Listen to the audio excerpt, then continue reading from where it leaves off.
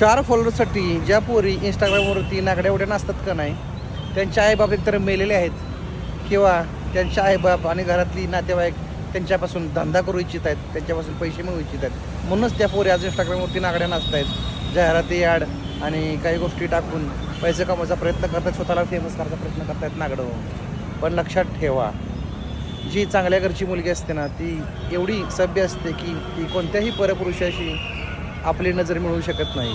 आणि जिला लायकी नाही, इज्जत नाही, जी 4 कवडीवर विकली जाते, जी स्वतःची कमी किंमत करते ना, अशाच रांडला इंस्टाग्रामवरती आणि आपल्या आयुष्यात कोणत्या प्रकारचं स्थान नाही. इवन दो कोणत्या पुरुषाच्या आयुष्यामध्येही स्थान नसतं. तो पुरुष फक्त केवळ एका त्या गोष्टीच्याच मागं असतो जी ती त्याला तिच्याकडून मिळू शकते. ती गोष्ट कोणती? कोणती? समजलाय तुम्ही? ठोको लाईक.